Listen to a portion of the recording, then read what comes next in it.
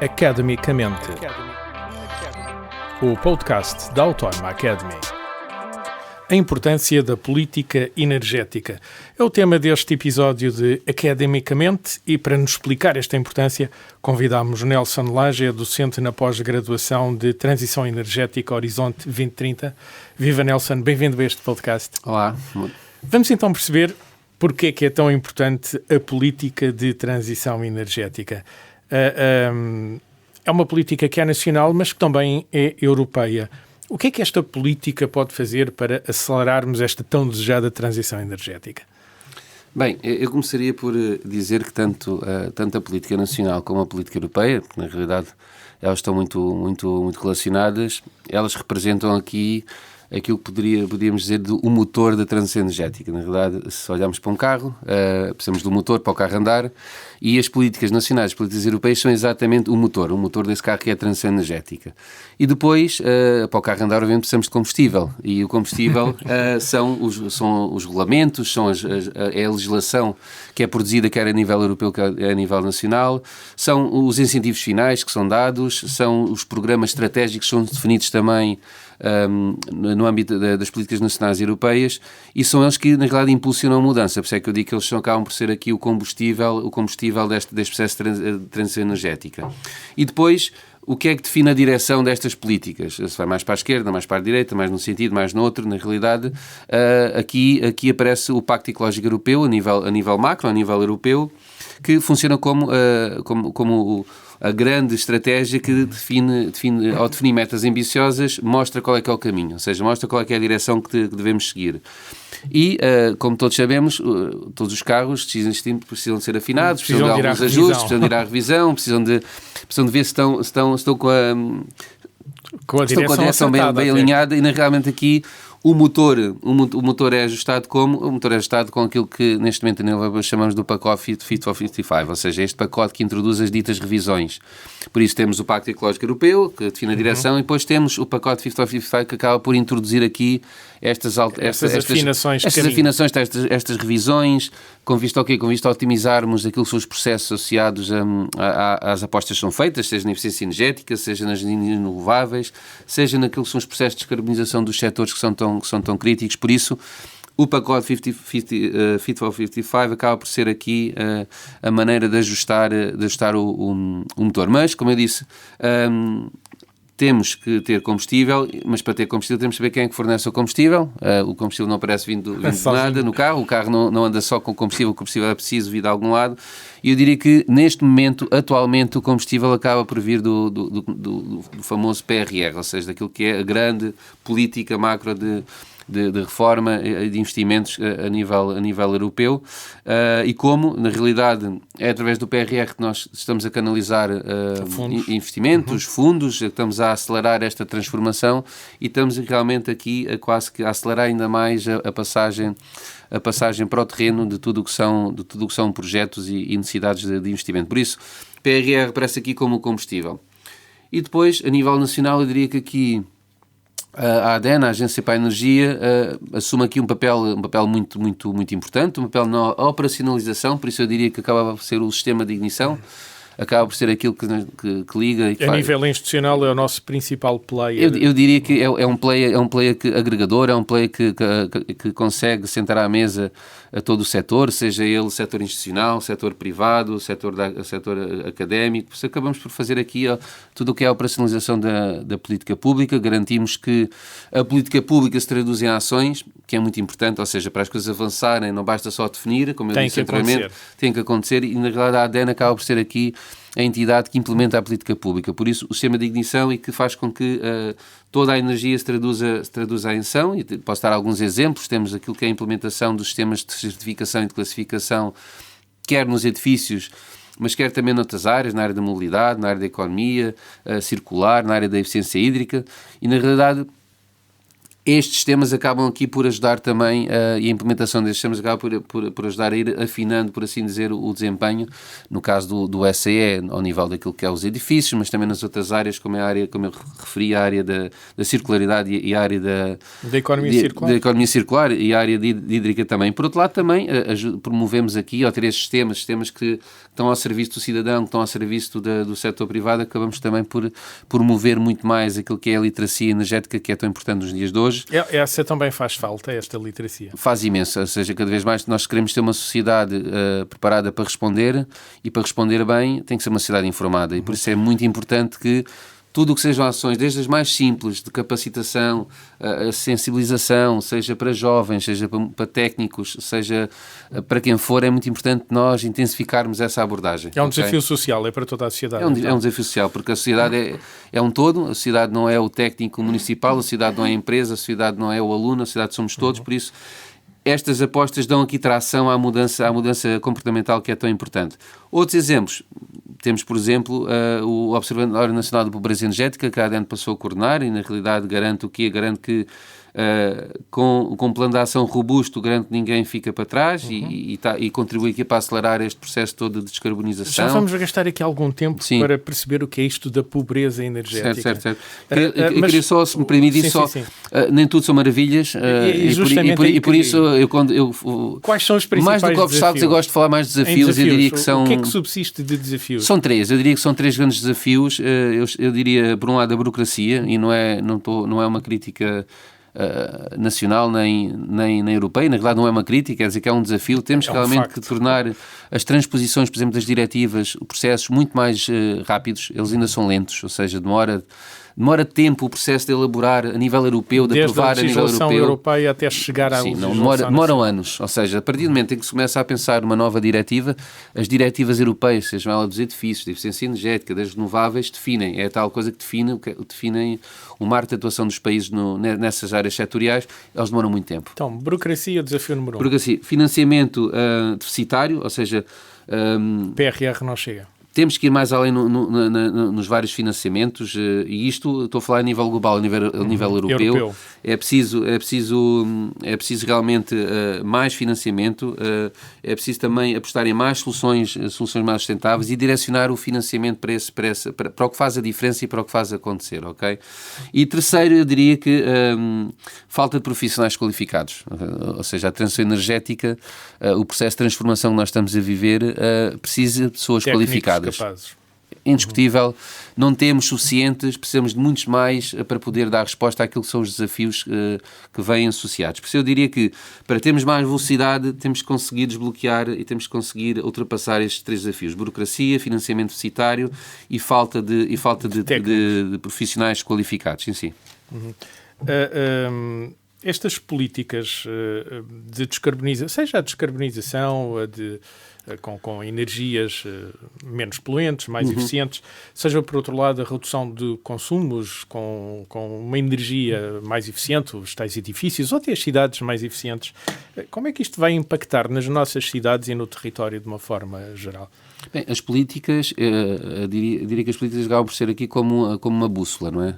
São elas que nos orientam a todos, são elas que orientam não só as empresas, como é óbvio, não só as pessoas também, porque mostram um caminho, mostram em que sentido é que está a ser feita uma determinada aposta, mas orientam também as cidades e orientam os territórios.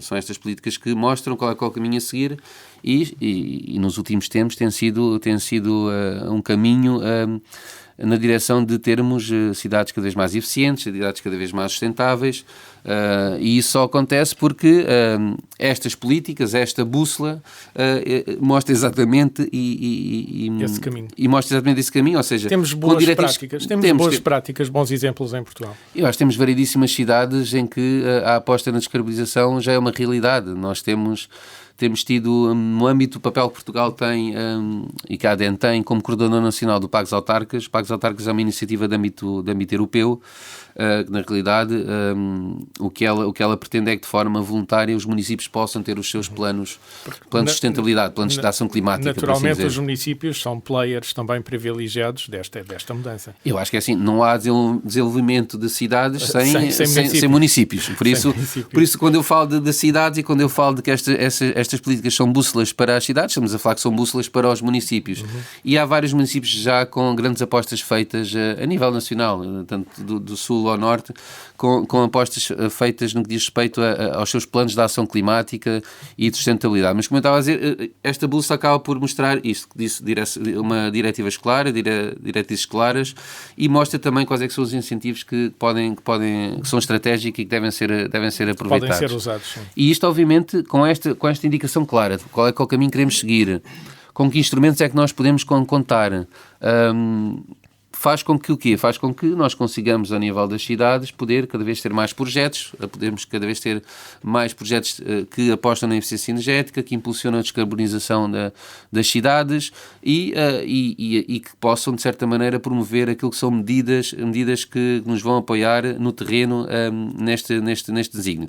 E eu aqui elencaria 4 grandes medidas, ou pelo menos áreas de atuação que na realidade são importantes para as cidades, são importantes para os municípios e nos quais também nós, obviamente, enquanto agência estamos envolvidos. Monitorização e certificação, nós temos um conjunto de sistemas que são úteis para os municípios também, que são úteis para as cidades, que fazem com que realmente possamos vir a marcar a diferença, quer sejam os sistemas de certificação dos edifícios que são críticos para os municípios, porque uma cidade não há cidade sem edifícios. E o ideal é que não haja cidade sem edifícios sustentáveis. E ainda estamos um bocado longe disso. Tenho visto grandes transformações nos sistemas de iluminação de algumas cidades. Sim, porque a aposta tem sido em ter cada vez soluções mais eficientes, e daí a iluminação é algo básico, não é? Ou seja, a passagem dos sistemas antigos para os sistemas modernos, a passagem dos sistemas de gestão das cidades tradicionais para sistemas de gestão também mais... na gestão de estacionamentos, tenho visto algumas coisas tudo que bastante seja gestão eficiente, interessantes. tudo que seja gestão eficiente, quer seja da rede, quer seja da iluminação, quer seja do estacionamento, das próprias frotas, dos recursos, os recursos hídricos, os recursos energéticos, ou seja, tudo isso importa e permite-nos fazer a diferença naquilo que é este percurso que estamos a querer fazer. E por isso esta monitorização, esta certificação então, é muito importante, porque nós, sem monitorizarmos a nossa atividade, não conseguimos avançar. E estes sistemas que nós temos permitem-nos dar esse nosso contributo para a monitorização, para a classificação, seja ela, como eu disse há bocado, da circularidade, seja ela das frotas dos automóveis, que é tão importante. Os municípios não precisam de inventar a roda, ela já está inventada. Não é? Precisamos todos colaborar muito mais e articular muito mais. Como eu disse, a renovação energética dos edifícios é muito importante, melhorar a eficiência energética dos edifícios e reduzir os consumos, e existe uma estratégia de longo prazo para a renovação dos edifícios, em que a ADN participa, na realidade acaba por ter uma função quase de coordenação operacional. Essa estratégia agora vai ser revista com a transposição da próxima diretiva dos edifícios, já está em curso, mas é aqui uma medida muito forte e que pode ajudar aqui a impulsionar a eficiência nas cidades. O tão falado das comunidades renovável e a produção descentralizada é extremamente importante isto, porque isto permite realmente aqui contribuir para uma menos dependência fóssil e também para uma maior resiliência do território. Então, estamos a falar de produzir fontes desmultiplicadas. Sim, é a produção descentralizada, ou seja, em complemento às grandes centrais, acho que tudo o que tem a ver com produção descentralizada. Microprodução. Sim, seja ter painéis solares num campo de futebol abandonado, seja ter painéis solares nos edifícios da Câmara Municipal ou de um complexo industrial. Ou seja, hoje em dia a legislação já permite realmente que haja uma produção descentralizada, e isso é um fator muito importante para aquilo que é a resiliência do território. E por fim, tudo o que tem a ver com a mobilidade sustentável. Quando falamos de cidades, não falamos só de edifícios, falamos também de todo o sistema de transporte. Todo o sistema de transporte, que convém que seja o mais sustentável possível, ok?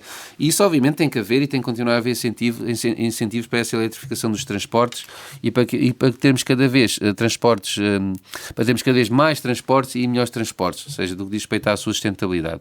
Por isso eu diria que aqui as políticas permitem que tudo isto aconteça, ok? Permitem que tudo aconteça, permitem que se saiba o que é que vai acontecer, como é que vai acontecer, com o que é que se pode contar, qual é que é o caminho. E nós aqui temos este papel também de participamos neste processo, e como eu disse, no que diz respeito à temática dos municípios em concreto, temos este papel muito importante de coordenação do Pacto dos Autarcas, que nos permite trabalhar com os municípios. Diretamente. Trabalhar com as empresas também, ajudar a implementar soluções que sejam eficientes e permite estar lado a lado neste processo que é extremamente importante. Ou seja, nós não estamos sozinhos, estamos sempre com o setor. Nelson, ficaram aqui duas curiosidades que eu quero ainda abordar. Sim. Uma delas, falámos dela há pouco, é a pobreza energética. A transição energética não se pensa de outra forma a não ser não deixar ninguém de fora e dar energia a quem dela precisa. Não há mesmo outra forma, ou seja, a transição energética tem que ser feita com as pessoas no centro da sua ação. Seja uma ação protagonizada pelas instituições, seja pelas empresas, seja pelo governo. O cidadão tem que estar no centro de qualquer política atualmente no que a energia diz respeito. E é verdade, Portugal, em termos de pobreza energética, tem valores bastante preocupantes. Tem caminho a fazer. Por isso tem muito caminho a fazer. Mas é por isso é que também, há não muito tempo, penso que em agosto de 2024, foi aprovada por primeira vez a estratégia de longo prazo de combate à pobreza energética. Portugal passou a ter uma estratégia de longo prazo, uma estratégia que define para onde é que se quer ir, uma estratégia que permite monitorizar, permite corrigir caminho, como eu falava inicialmente, quando falávamos que é preciso às vezes corrigir a trajetória. Esta estratégia... Ter a direção bem alinhada. É verdade, e é preciso ir a linha da direção. E esta estratégia realmente visa o quê? Visa proteger, como começou por dizer, os consumidores mais vulneráveis e visa também promover aqui aquilo que é o acesso, que também mencionou, o acesso equitativo à energia. E esta estratégia, depois, a seguir, traduz-se na prática em ações concretas, ações feitas e levadas a cabo em colaboração com vários organismos, com várias entidades, ou seja, não estamos a falar de uma única entidade, estamos a falar de muitas entidades que vão ajudar a implementar esta estratégia. Existe também o Observatório Nacional da Pobreza Energética, acaba por ser aqui o braço, ou seja, desta estratégia para aquilo que é a monitorização que é extremamente importante. Perceber se a coisa está a evoluir bem, se estamos com bons indicadores, se as políticas que nós definimos inicialmente estão a ter o resultado esperado.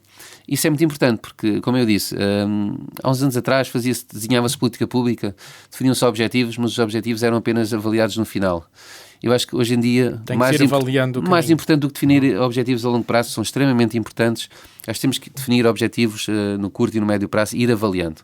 E este observatório permite exatamente isso, permite ir avaliando e corrigir. Certo. E por isso eu diria que é um processo que começámos há pouco tempo, há muito para fazer, como disse, e penso que há coisas que são chaves. Temos que realmente continuar a apostar em incentivos, temos que continuar a apostar na reabilitação dos edifícios, porque um dos grandes problemas da pobreza energética... o parque de desempenho térmico dos edifícios. É verdade. Justamente. E atenção, pobreza energética não é sinónimo de pobreza. Há pessoas que não estão em pobreza económica, mas estão em pobreza energética, ou seja, basta nós vivermos num edifício em que não tínhamos o conforto térmico desejado e que optemos por não ter, porque se calhar é mais cómodo tapar-nos com umas mantas à noite do que temos as janelas bem climatizadas, bem isoladas. Por isso, é preciso distinguir entre pobreza energética e pobreza. Por isso há muito ainda para fazer no que diz respeito à reabilitação dos edifícios também. E, como eu disse, é muito importante também melhorarmos aquilo que é a educação, melhorarmos a literacia energética e formações, por exemplo, como estas que em transição energética são extremamente importantes. É a segunda curiosidade que eu queria abordar. Permite-nos tratar estas temáticas de uma maneira diferente. Porque mencionou há pouco que há falta de técnicos qualificados para este tipo de trabalho, para levar este carro a bom caminho. Para conduzir este carro. Justamente, no começo da nossa conversa, eu apresentei-o como docente numa pós-graduação em transição energética. Como é que se preparam técnicos, pessoas, como é que se faz esta preparação para o que é a transição energética, que é uma coisa tão variada? Eu acho que primeiro temos que apostar fortemente em competências multidisciplinares, ou seja, uma pós-graduação destas de transição energética, na realidade, não pretende apenas abordar uma área específica, porque para isso há outros cursos. Não é engenharia, não é direito, não é gestão. Eu diria aqui que temos e devemos, nestes tipos de pós-graduações ou de formações, seja esta, sejam outras similares, acho que temos que aqui apostar muito nas competências multidisciplinares. Porquê? Porque o desafio também é multidisciplinar, não estamos a falar do desafio da transição energética, não é um desafio apenas de uma área, não é uma questão de engenharia, não é uma questão de leis só, não é? É uma questão de tudo isso junto, e por isso temos de ter técnicos capazes de trabalhar a temática da gestão da energia, da eficiência energética, têm que conhecer bem o que é a certificação energética, têm que conhecer melhor sobre reabilitação dos edifícios, sobre gestão de consumos. E aqui só a nível da gestão, ou seja, tem que conhecer e ter estes conhecimentos básicos sobre o que são estas diferentes vertentes, áreas da gestão. Tem que saber analisar a política pública, tem que saber analisar a regulamentação. Atenção, não precisam de ser juristas, mas precisam de saber o que é que uma lei está a ser desenhada a nível europeu, qual é que é o impacto que ela vai ter em Portugal. Têm que conhecer as principais políticas, seja o Plano Nacional de Energia e Clima, seja o pacote 55 que eu falei, conhecer seja os stakeholders, pelo menos conhecer a legislação mais relevante e mais enquadradora que nós temos. Outra competência multidisciplinar muito importante e cada vez mais a questão da inovação e da digitalização, ou seja, temos que conseguir aplicar e saber como aplicar tecnologias inteligentes na gestão de energia, na criação de modelos mais sustentáveis para as cidades, ou seja, a temática da inovação e da digitalização tem que estar bem presente e deve estar bem presente uma boa parte tipo de desta eficiência das cidades passa pela digitalização dos dados. Passa pelas novas tecnologias aplicadas, obviamente, para este fim. E, por fim, algo muito importante, isto aqui também numa escola que também tem uma componente forte de comunicação, eu diria que é muito importante nós sabermos e formarmos estes novos líderes desta transição energética para conseguirem também sensibilizar o consumidor, também para conseguirem mobilizar stakeholders, e isso só se faz com conhecimento, com informação, com muita partilha também daquilo que é o que vai ser dado neste curso.